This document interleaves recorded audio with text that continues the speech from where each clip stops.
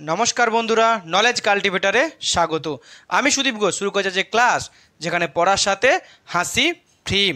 আজকে একটা গুরুত্বপূর্ণ টপিক নিয়ে আলোচনা করব, যা আমাদের সকলের জানা উচিত।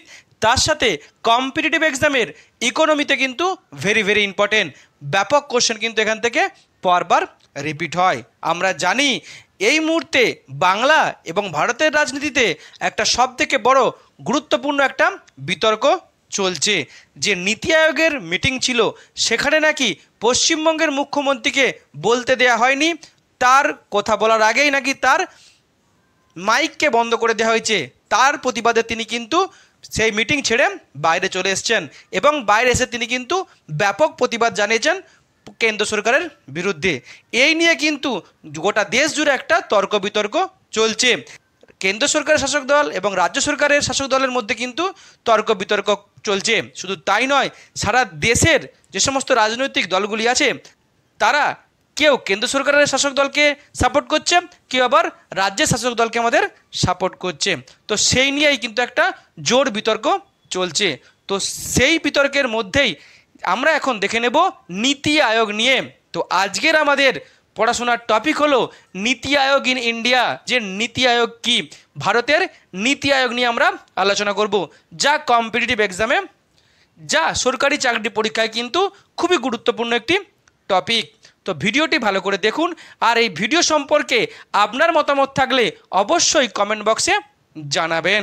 তো নিউজে এখন একটা বিতর্ক চলছে বা একটা কন্ট্রোভার্সি চলছে, যে পশ্চিমবঙ্গের মুখ্যমন্ত্রী মাননীয়া মমতা বন্দ্যোপাধ্যায় দিল্লিতে নীতি আয়োগের বার্ষিক সভাতে তিনি গিয়েছিলেন।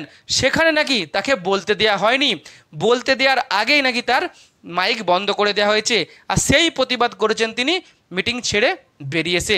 সেই নিয়েই কিন্তু একটা রাজ্য আর কেন্দ্র জুড়ে একটা বিরাট বড় বিতর্ক চলছে।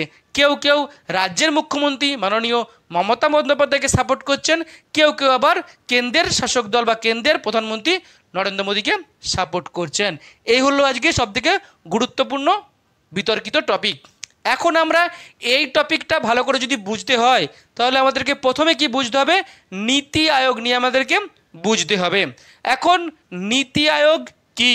নীতি আয়োগের পুরো নাম হচ্ছে নীতি, NITY। এই নীতির পুরো নাম হচ্ছে national institute for transforming India, অর্থাৎ জাতীয় স্তরের একটি সংস্থা, যার কাজ হচ্ছে ভারতকে পরিবর্তন করা, অর্থাৎ ভারতের উন্নতি করা। আর আয়োগ মানেই বুঝতেই পারছি যে একটা সংস্থা বা অফিস। এখন এই নীতি আয়োগ কবে প্রতিষ্ঠা হয়? নীতি আয়োগ প্রতিষ্ঠা হয়েছিল 2015 সালে 1 জানুয়ারি, অর্থাৎ কেন্দ্রে বিজেপি সরকার ক্ষমতায় এসছে 2014 সালে। তারপরেই কিন্তু এই নীতি আয়োগকে স্থাপন করা হয়েছে।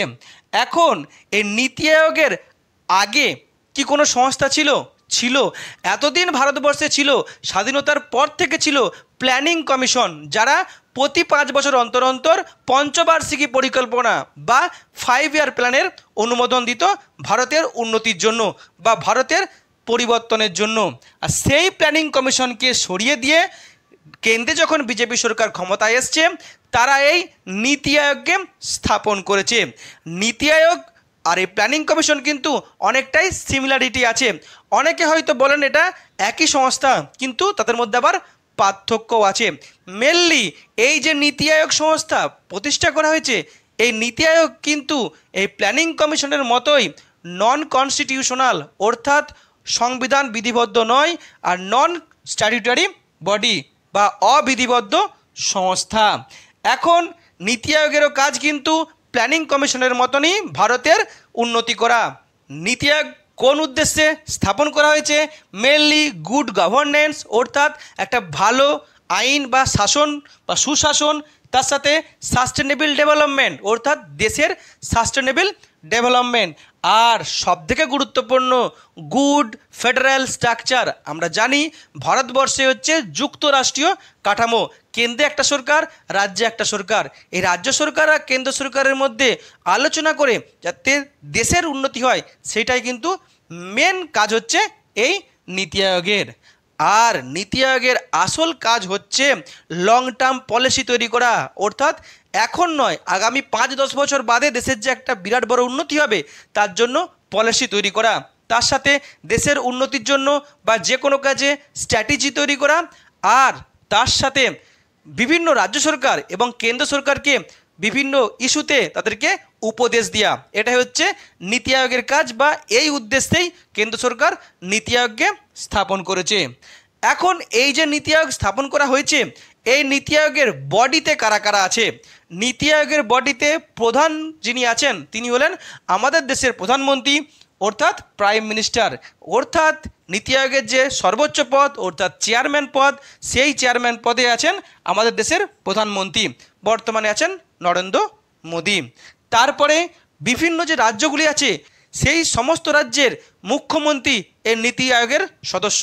তার সাথে যে সমস্ত কেন্দ্রশাসিত অঞ্চল আছে সেই কেন্দ্রশাসিত অঞ্চল যাদের বিধানসভা আছে তাদের মুখ্যমন্ত্রীও কিন্তু এই নীতি আয়োগের সদস্য। তার সাথে অন্য যে সমস্ত কেন্দ্রশাসিত অঞ্চল বা ইউনিয়ন টেরিটরি আছে যেগুলোতে বিধানসভা নেই, সেখানের লেফটেন্যান্ট গভর্নর কিন্তু এই নীতি আয়োগের সদস্য। তার সাথে আর কারা সদস্য আছেন? তারপরে হচ্ছে কেন্দ্র সরকারের মোট 4 জন ক্যাবিনেট মিনিস্টার অর্থাৎ পূর্ণমন্ত্রী কিন্তু এই নীতি আয়োগের সদস্য হন।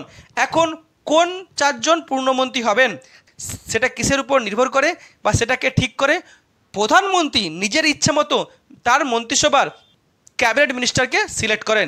বেশিরভাগ ক্ষেত্রে দেখা যায় যে ফাইন্যান্স মিনিস্টার বা অর্থমন্ত্রী সবসময় থাকেন, বাকি আর 3 জন যেগুলো হবে সেটা কিন্তু নির্ভর করে প্রধানমন্ত্রী কাদেরকে সিলেক্ট করছেন। তারপরে কি হয়,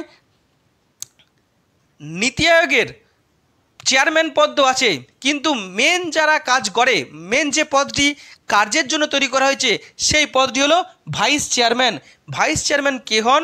প্রধানমন্ত্রী নির্দিষ্ট ব্যক্তিকে ঠিক করেন, তিনি কিন্তু এই ভাইস চেয়ারম্যান হয়। মনে রাখতে হবে নীতি আয়োগের ভাইস চেয়ারম্যান পদের যোগ্যতা কিন্তু কেন্দ্র সরকারের যে ক্যাবিনেট মিনিস্টার আছে সেই যে কোনো ক্যাবিনেট মিনিস্টারের সমান যোগ্যতা। বর্তমানে নীতি আয়োগের চেয়ারম্যান হলেন সুমন বেরি। আরেকটি পদ আছে যে পদটি হলো সিইও, চিফ এক্সিকিউটিভ অফিসার। কে সিইও হবেন? নীতি আয়োগের সিইও হবেন, যাকে প্রধানমন্ত্রী ঠিক করবেন।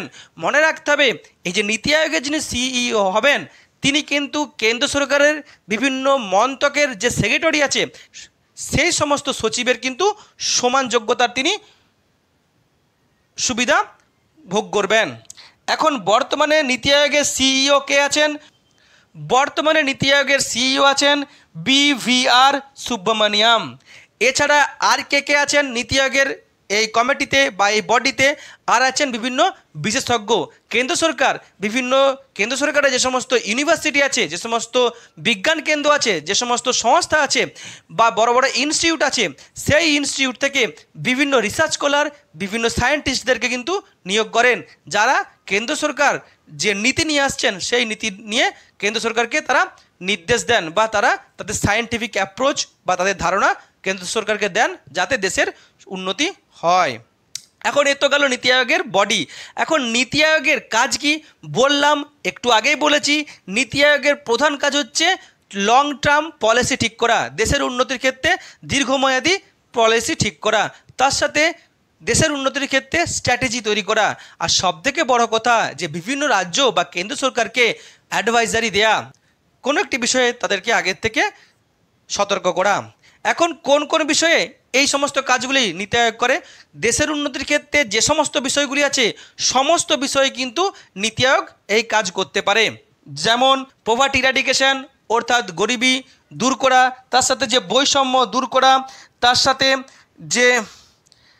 তার সাথে পরিবেশকে বাঁচানো, তার সাথে শিক্ষায় বা বিজ্ঞানে উন্নতি করা, তার সাথে শিল্পে উন্নতি করা, তার সাথে কৃষিকাজে উন্নতি করা, তার সাথে বাণিজ্যে উন্নতি করা, ন্যাশনাল সিকিউরিটি দেখা, ইকোনমিক সিকিউরিটি দেখা, এমনকি মহিলা এবং শিশুদের উন্নতি, স্বাস্থ্যে উন্নতি, সমস্ত ক্ষেত্রে কিন্তু এই নীতি আয়োগ তাদের নির্দেশ জারি করেন বা তাদের নীতি গ্রহণ করেন। এখন কিছুক্ষণ আগেই বলেছি যে নীতি আয়োগ যে তৈরি করা হয়েছে এর আগের সংস্থা ছিল প্ল্যানিং কমিশন। তাহলে নীতি আয়োগ আর প্ল্যানিং কমিশনের মধ্যে একটা তুলনা আমরা করি, দেখি নীতি আয়োগ ভালো না প্ল্যানিং কমিশন ভালো। এখন নীতি আয়োগ আর প্ল্যানিং কমিশনের তুলনা, এদিকে আছে প্ল্যানিং কমিশন, এদিকে আছে নীতি আয়োগ। এখন এই নীতি আয়োগ আর প্ল্যানিং কমিশন এই দুটি সংস্থার মধ্যে কি কি সিমিলারিটি আছে সেটা আমরা দেখে নেব। দুইটি সংস্থাই কিন্তু নন কনস্টিটিউশনাল আর নন স্ট্যাটিউটারি বডি, অর্থাৎ নীতি আয়োগ আর প্ল্যানিং কমিশন একই, অর্থাৎ এটা দুটোই কিন্তু সংবিধানে কিন্তু এদের উল্লেখ নেই, এটা হচ্ছে নন কনস্টিটিউশনাল বডি। তার সাথে নীতি আয়োগের হেড আর প্ল্যানিং কমিশনের হেড কিন্তু চেয়ারম্যান, অর্থাৎ দেশের প্রধানমন্ত্রী। প্ল্যানিং কমিশনেও কিন্তু মেনলি ভাইস চেয়ারম্যান ছিল, নীতি আয়োগেও কিন্তু ভাইস চেয়ারম্যান ছিল। নীতি আয়োগ প্ল্যানিং কমিশনের লক্ষ্য ছিল দেশের উন্নতি ঘটানো, নীতি আয়োগের লক্ষ্য কিন্তু দেশের উন্নতি ঘটানো। কিন্তু এখানে বলেছি যে নীতি আয়োগের মেন কাজ হচ্ছে পলিসি তৈরি করা। এই নীতি আয়োগের মতনই কিন্তু আরেকটি সংস্থা কিন্তু আমাদের দেশে ছিল বা এখনও আছে, যার কাজকে বন্ধ করে দেওয়া হয়েছে, যা হলো এনডিসি, ন্যাশনাল ডেভেলপমেন্ট কাউন্সিল। আগে যখন এই প্ল্যানিং কমিশন যখন পঞ্চবার্ষিকী পরিকল্পনা অনুমোদন করত, তখন অনুমোদন দিত কিন্তু এই এনডিসি, ন্যাশনাল ডেভেলপমেন্ট কাউন্সিল। এখন প্ল্যানিং কমিশন আর নীতি আয়োগের মধ্যে পার্থক্য ভেরি ভেরি ইম্পর্টেন্ট। মনে রাখতে হবে প্ল্যানিং কমিশন কবে স্থাপন করা হয়েছিল। প্ল্যানিং কমিশন তৈরি হয়েছিল পরাধীন ভারতবর্ষে 1938 সালে কংগ্রেসের যে হরিপুরা অধিবেশন, সেই হরিপুরা অধিবেশনে, এই হরিপুরা অধিবেশনের সভাপতি হয়েছিলেন আমাদের সবার প্রিয় নেতাজি সুভাষচন্দ্র বসু। নেতাজি সুভাষচন্দ্র বসুর মাথা থেকেই কিন্তু এই প্ল্যানিং কমিটি বিষয়টি প্রথমে এসছিল। তার আগে এম বিশ্বেশ্বরাইয়া তার প্ল্যান্ড ইকোনমি অফ ইন্ডিয়াতে এই প্ল্যানিং কথাটি উল্লেখ করেছিলেন 1934 সালে। তাই কংগ্রেস কমিটির সুপারিশে 1938 সালে এই প্ল্যানিং কমিশন প্রতিষ্ঠা করেছিলেন নেতাজি সুভাষচন্দ্র বসু, আর সভাপতি হয়েছিলেন নেহেরু। এরপর ভারত স্বাধীনতা পায়, দেশের প্রথম প্রধানমন্ত্রী জওহরলাল নেহেরু এই প্ল্যানিং কমিশনকে স্থাপন করেছিলেন 1950 সালে দেশের উন্নতির জন্য। অন্যদিকে নীতি আয়োগ কবে স্থাপন হয়? নীতি আয়োগ স্থাপন হয়েছিল নরেন্দ্র মোদী ক্ষমতায় আসার পর 2015 সালে প্ল্যানিং কমিশনকে পুরোপুরি বন্ধ করে দিয়ে। এখন প্ল্যানিং কমিশন তৈরি করা হয়েছিল সোশ্যালিস্টিক আইডিয়ার ওপরে, অর্থাৎ সমাজতন্ত্রের উপরে। মেনলি তখন ছিল কমিউনিস্ট রাশিয়া বা সোভিয়েত রাশিয়া, যারা ছিল সমাজতান্ত্রিক সোভিয়েত রাশিয়া। সেই সমাজতান্ত্রিক সোভিয়েত রাশিয়া থেকে কিন্তু এই পঞ্চবার্ষিকী পরিকল্পনা বা এই প্ল্যানিং কমিশন নেওয়া হয়েছিল। অর্থাৎ প্ল্যানিং কমিশনের উদ্দেশ্য ছিল দেশের সমাজতন্ত্রকে আরও জোরদার করা। সমাজতন্ত্র কি? মেনলি দেশের যে পিছিয়ে পড়া সম্প্রদায়ের মানুষ আছে, যে নিম্ন মধ্যবিত্ত সম্প্রদায়ের মানুষ আছে, যে আদিবাসী মানুষ আছে, যে কৃষক সম্প্রদায়ের মানুষ আছে, তাদেরকে সরকার সাহায্য করবে, ডাইরেক্টলি তারা সরকারের দ্বারা উপকৃত হবে, তবেই তাদের আস্তে আস্তে উন্নতি হবে। আর সেই উন্নতি করার জন্যই কিন্তু সমাজতান্ত্রিক ধারণাতে এই প্ল্যানিং কমিশনকে স্থাপন করা হয়েছিল। যদিও 1991 সালে নরসিংহ রাওয়ের সরকারের সময় এই সোশ্যালিস্টিক ধারণা থেকে একটু সরে এসেছিল তখনকার প্রধানমন্ত্রী। তখন শুরু হয়েছিল এলপিজি, লিবারালাইজেশন, প্রাইভেটাইজেশন আর গ্লোবালাইজেশন। অর্থাৎ তখন থেকে কিন্তু ভারতবর্ষের গ্লোবালাইজেশন শুরু হয়, সমাজতান্ত্রিক ধারণা থেকে একটু সরে আসা হয় 1991 সালে। অন্যদিকে নীতি আয়োগ কিন্তু সমাজতান্ত্রিক এই ধারণাটাকে পাশে সরিয়ে রাখার জন্যই কিন্তু তৈরি করা হয়েছে। মনে রাখতে হবে বিজেপি পার্টি বা ভারতীয় জনতা পার্টি কোথাও না কোথাও তারা এই সমাজতান্ত্রিক ধারণাটাকে তারা অতটা পছন্দ করে না। অন্যদিকে প্ল্যানিং কমিশন হচ্ছে টপ ডাউন অ্যাপ্রোচ, অর্থাৎ উপরের থেকে নিচের দিকে আসার অ্যাপ্রোচ। প্ল্যানিং কমিশনে যা সমস্ত সিদ্ধান্ত নেওয়া হয় সেগুলো কিন্তু দিল্লিতে বসে বা কেন্দ্র সরকার নেয়। কেন্দ্র সরকার দিল্লিতে বসে একবারে গ্রাসরুট লেভেলে অর্থাৎ একবারে গ্রামীণ লেভেলে কিন্তু নীতি প্রয়োগ করে বা প্রকল্প নিয়ে আসে। অনেক ক্ষেত্রে ভালো উন্নতি হয়, অনেক ক্ষেত্রে দেখা যায় যে এই যে প্রকল্প আনা হয়, এই প্রকল্প আনার ক্ষেত্রে নিচু লেভেলের মানুষের যে সমস্যা, সেই সমস্যাটাকে দেখা হয় না। সেখানে দেখা যায় যে অনেক সময় এই প্ল্যানিং কমিশনের যে প্রকল্প ব্যর্থ হয়ে যায়, কারণ দিল্লিতে এসি ঘরে বসে নিচু তলার সমস্যা কিন্তু বোঝা সবসময় সম্ভব নয়। অন্যদিকে নীতি আয়োগ হচ্ছে বটম ডাউন অ্যাপ্রোচ মানে নীতি আয়োগে কেন্দ্র সরকার নীতি নেবে কিন্তু একবারে গ্রাসরুট লেভেলে কিন্তু সেটাকে ইমপ্লিমেন্ট করা হবে না। মেনলি নীতি আয়োগ কী করবে, যে সমস্ত রাজ্য সরকার আছে আর ইউনিয়ন টেরিটরি আছে তাদেরকে অ্যাডভাইজারি দেবে বা তাদেরকে উপদেশ দিবে যে তোমরা এরকম সিদ্ধান্ত নাও। কিন্তু সমস্যা হয়ে যায় অন্য জায়গায়। আমরা জানি কেন্দ্রে যদি একটি আলাদা শাসক দল ক্ষমতায় থাকে আর রাজ্যগুলিতে যদি আলাদা শাসক দল ক্ষমতায় থাকে তখনই দেখা যায় যে রাজ্যের এই বিরোধী যে দলগুলি যাদের যে সরকার তাদের মুখ্যমন্ত্রীরা কিন্তু এই নীতি আয়োগের মিটিংকে অ্যাটেন্ড করেন না। অনেক সময় সরকারের নীতিও তারা নিতে বাধ্য নয়, অর্থাৎ ওখানে একটা কিন্তু সমস্যা দেখা যায়।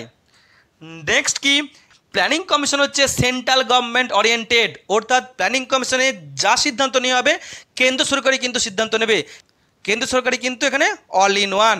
অন্যদিকে নীতি আয়োগে কি করা হয়, নীতি আয়োগে হচ্ছে কোঅপারেটিভ ফেডারেলিজম, অর্থাৎ কেন্দ্র সরকার রাজ্য সরকারগুলির সঙ্গে আলোচনা করে বা তাদেরকে অ্যাডভাইজারি জারি করে।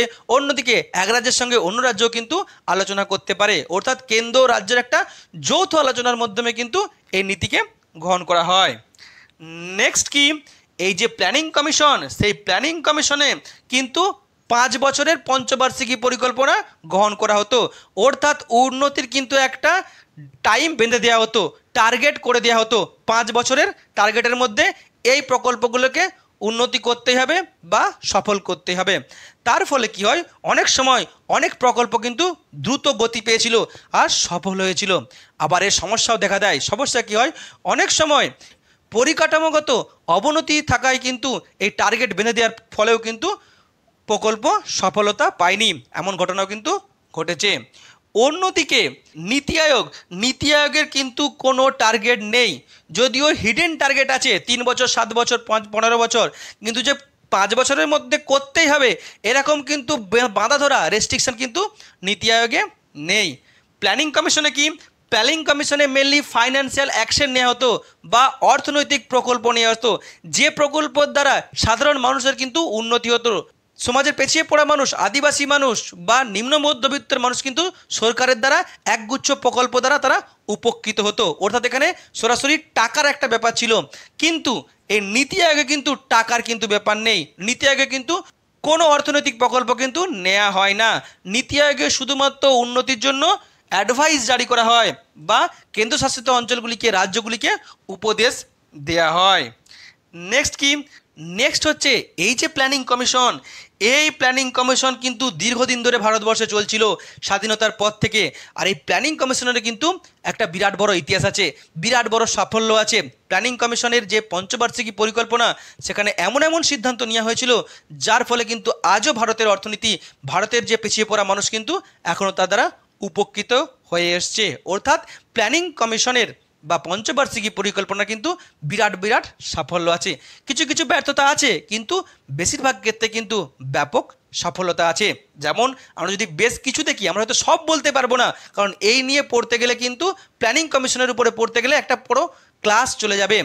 তবু আমরা কিছু কিছু সফলতা দেখে নিই, যেমন ভারী শিল্প স্থাপন, ব্যাংক জাতীয়করণ কিংবা সবুজ বিপ্লব, শ্বেত বিপ্লব, অন্যদিকে আইসিডিএস প্রকল্প, এই যে মিড ডে মিল প্রকল্প, অন্যদিকে এই যে মানরেগা প্রকল্প, এরকম একাধিক প্রকল্প বা একাধিক সরকারের যে সমস্ত নীতি তা কিন্তু আজও ভারতবর্ষের অর্থনীতিকে স্ট্রং হয়ে দাঁড় করিয়ে রেখেছে। সবথেকে বড় কথা, মনমোহন সিংয়ের আমলে যে জিডিপি 8.2 পর্যন্ত উন্নতি হয়েছিল, যা কিন্তু ভারতবর্ষের ইতিহাসে একটা বিরাট বড় অ্যাচিভমেন্ট। অন্যদিকে নীতি আয়োগের কিন্তু আমরা কোনো টার্গেট নেই, তাই নীতি আয়োগের কিন্তু যে সফলতা আমরা সঙ্গে সঙ্গে দেখতে পাচ্ছি না, কারণ 5 বছরে কোনো এদের টার্গেট নেই, এদের লং টার্ম টার্গেট। হয়তো এদের সফলতা দেখতে গেলে আমাদেরকে আরও অপেক্ষা করতে হবে। কিন্তু নীতি আয়োগের মেন কি, যে পলিসি তৈরি করা, অ্যাডভাইজারি জারি করা। কিন্তু দেখা গেছে এই লাস্ট কয়েক বছরে কেন্দ্র সরকারের একাধিক নীতি কিন্তু সফলতা পায়নি বা ব্যর্থতা পেয়েছে বা ব্যর্থ হয়েছে। যেমন নোট বাতিলের যে সিদ্ধান্ত ব্যর্থ হয়েছে, অন্যদিকে জিএসটি যে ইমপ্লিমেন্টেশন ব্যর্থ হয়েছে। আমরা দেখেছি কোভিডের সময় যে লকডাউন ডাকা, সেখানে গলদ দেখা গেছে, এবং ভ্যাকসিন নিয়েও গলদ দেখা গেছে। কৃষি আইন নিয়েও কিন্তু গলদ দেখা গেছে। অর্থাৎ যেখানে পলিসি তৈরি করা সেখানে যদি গলদ দেখা যায় তাহলে কিন্তু সেটা সমস্যা। যদিও নীতি আয়োগের বিভিন্ন প্রকল্প যেগুলি এই পলিসির দ্বারা তৈরি করা হয়েছে তার মধ্যে বেশ কিছু কিন্তু সফলতা পেয়েছে, যেমন স্বচ্ছ ভারত অভিযান, জনধন যোজনা, ডিজিটাল ইন্ডিয়া কিংবা আমরুত, বেশ কয়েকটা কিন্তু সফলতা পেয়েছে, কিন্তু নীতির দিক থেকে কিন্তু গলদ দেখা গেছে। অন্যদিকে কি, অন্যদিকে এই যে প্ল্যানিং কমিশন, এই প্ল্যানিং কমিশন হচ্ছে কংগ্রেসের ধারণায় তৈরি, মেনলি সোশ্যালিস্টিক ধারণায় তৈরি। জওহরলাল নেহরু তিনি কিন্তু সোশ্যালিস্টিক ছিলেন। আর এই প্ল্যানিং কমিশনে কিন্তু কংগ্রেসের অনেক বড় বড় ইতিহাস আছে বা অনেক সাফল্য আছে। অন্যদিকে নীতি আয়োগ তৈরি করা হয়েছে এই যে কংগ্রেসের যে সফলতা সেটাকে অনেক সময় চাপা দেওয়ার জন্য বা অ্যাভয়েড করার জন্য, যে কেন বারবার এটাকে আমরা তুলে ধরবো, যাতে নতুন একটা আমরা সিস্টেম নিয়ে আসি। এখন আমরা নতুন সরকার, নতুন ইন্ডিয়া বলা হচ্ছে, বিজ্ঞাপন দেওয়া হচ্ছে, তাই নতুন ইন্ডিয়া আর পুরনো সিস্টেমকে নিয়ে চলবে না, নতুন সিস্টেমকে নিয়ে চলবে। অনেকে আবার বলা হচ্ছে যে প্ল্যানিং কমিশন নাকি বিদেশ থেকে আনা হয়েছে, অর্থাৎ রাশিয়া সরকারের থেকে নেওয়া হয়েছিল 5 ইয়ার প্ল্যান। এটা আমাদের নীতি আয়োগ হচ্ছে পুরোপুরি ভারতের তৈরি, অর্থাৎ দেশীয়। এই হলো প্ল্যানিং কমিশন আর নীতি আয়োগের মধ্যে পার্থক্য। এরপরে আপনারা বুঝতে পারছেন যে প্ল্যানিং কমিশন ভালো না নীতি আয়োগ ভালো, এখন আর আমার বলার দরকার নেই। কারণ এই প্ল্যানিং কমিশনের কিন্তু বিরাট বিরাট সাফল্যের ইতিহাস আছে। এখন পর্যন্ত নীতি আয়োগের তেমন আমরা কোনো সাফল্য দেখতে পাচ্ছি না, হয়তো পরে আমরা দেখতে পারি ভবিষ্যতে। এখন এ তো গেল নীতি আয়োগের টোটাল বিষয়টা তুলে ধরলাম, নীতি আয়োগের সঙ্গে প্ল্যানিং কমিশনের পার্থক্য তুলে ধরলাম। এখন আসি বর্তমান টপিকে, যেখানে নিয়ে বিতর্ক হচ্ছে যে 2024-এর যে নতুন সরকার বসেছে তারপরে যে নীতি আয়োগের মিটিং হয়েছে সেখানে কেন এত বিতর্ক হলো। মনে রাখতে হবে নীতি আয়োগের মিটিংয়ে প্রধানমন্ত্রী থাকেন, কেন্দ্র সরকারের ক্যাবিনেট মিনিস্টাররা থাকেন 5-4 জন, তার সাথে নীতি আয়োগের সিইও থাকেন, ভাইস চেয়ারম্যান থাকেন, আর তার সাথেই বিভিন্ন রাজ্যের মুখ্যমন্ত্রীরা থাকেন।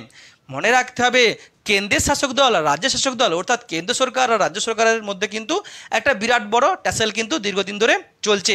পশ্চিমবঙ্গের মুখ্যমন্ত্রী বা পশ্চিমবঙ্গের যে সরকার তারা কিন্তু বারবার বলছে কেন্দ্র সরকার তাদের প্রতি বঞ্চনা করছে, কেন্দ্র সরকার বাংলাকে বঞ্চিত করছে, বাংলার বিভিন্ন বকেয়া কিন্তু তারা আটকে রেখেছে। বিভিন্ন প্রকল্প থেকে, যেমন 100 দিনের কাজ বা মানরেগা কিংবা প্রধানমন্ত্রী আবাস যোজনা থেকে বাংলাকে বঞ্চিত করে রাখা হয়েছে। সেই নিয়ে কিন্তু একটা ট্যাসেল দীর্ঘদিন ধরে চলছিল। এখন 2024-এর যে নীতি আয়োগের মিটিং অনুষ্ঠিত হয়েছে দিল্লিতে, সেখানে কিন্তু সরকারের বিরোধী জোট অর্থাৎ ইন্ডিয়া জোটের যে সমস্ত মুখ্যমন্ত্রীরা আছে তারা কিন্তু বয়কট করেছিলেন। শুধুমাত্র পশ্চিমবঙ্গের মুখ্যমন্ত্রী এই বিরোধী জোট থেকে তিনি কিন্তু উপস্থিত ছিলেন। তাহলে মনে রাখতে হবে শুধুমাত্র একজন বিরোধী মুখ্যমন্ত্রী, বাকি সবই কিন্তু হলে বিজেপির সরকারের মুখ্যমন্ত্রী বা তাদের জোট সরকারের মুখ্যমন্ত্রী। আমাদের মুখ্যমন্ত্রী গেছেন দিল্লিতে, যে তার অনেক কিছু বলার ছিল।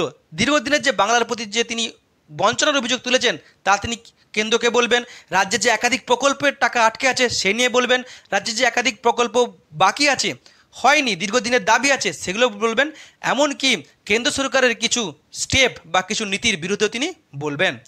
এখন যখন প্রত্যেকটা মুখ্যমন্ত্রী বলার সুযোগ পান পরপর কিন্তু বলেন, অ্যালফাবেটিক্যালি বলেন, অর্থাৎ রাজ্যের নামের প্রথম অক্ষর দিয়ে। আর পশ্চিমবঙ্গের প্রথম অক্ষর হচ্ছে ওয়েস্ট বেঙ্গল, ডব্লিউ, অর্থাৎ পশ্চিমবঙ্গের মুখ্যমন্ত্রী সবার শেষে বলার সুযোগ পেয়েছেন। আর প্রত্যেকজনের বলার জন্য কিন্তু একটা টাইম নির্ধারণ করা থাকে। হয়তো যে টাইমটা ওনাকে দেওয়া হয়েছে তার থেকে অনেক কিছু বেশি বলার তার কাছে কিন্তু কথা ছিল, সমস্ত তিনি নিয়ে গেছেন বলার জন্য। তার স্পিচ শেষ হওয়ার আগে কিন্তু তার টাইম শেষ হয়ে যায়। হয়তো তিনি এক্সট্রা টাইম চেয়েছিলেন বলার জন্য, এক্সট্রা টাইম দেওয়া হয়নি, তিনি বলছেন নাকি তার মাইক বন্ধ করে দেওয়া হয়েছে বা তাকে জোর করে তার কথার মাঝে তার কথা বলা বন্ধ করে দেওয়া হয়েছে। এই নিয়ে হয়তো একটা সমস্যা দেখা দিয়েছে, তাই নিয়ে কিন্তু এত বিতর্ক চলছে। দেশের উন্নতির জন্য রাজ্য সরকার ও কেন্দ্র সরকার সবার কিন্তু কোঅপারেশন চাই। যদি কোনো মুখ্যমন্ত্রীর আরও বেশি কিছু বলার যদি তার কাছে থাকে তাহলে তাকে অবশ্যই তাকে বলতে দেওয়া উচিত। তবে এটাও মাথায় রাখতে হবে যে তিনি এত হয়তো কিছু বলবেন যেখানে অন্যরা বলার সুযোগ পাবে না বা মিটিংটার টাইম পেরিয়ে যাবে, তাও যেন না হয়। তাই এই বিতর্কের অবসান ঘটুক, দেশের আর রাজ্যের উন্নতি হোক। ভিডিওটি এখানেই শেষ হলো। এখন টোটাল বিষয়টি আমি তুলে ধরার চেষ্টা করলাম আর বর্তমান বিতর্কটিও তুলে ধরার চেষ্টা করলাম। এখন বর্তমান বিতর্কে আপনি কোন সরকারকে সাপোর্ট করছেন, রাজ্য সরকারকে না কেন্দ্র সরকারকে, অবশ্যই কমেন্ট বক্সে জানাবেন। ভিডিওটি এখানে শেষ হলো। ভিডিওটি যদি ভালো লাগে অবশ্যই লাইক, কমেন্ট, শেয়ার এবং চ্যানেলটি সাবস্ক্রাইব করতে ভুলবেন না। আবার দেখা হবে নতুন একটি ভিডিওতে। ততক্ষণ পড়তে থাকো, হাসতে থাকো।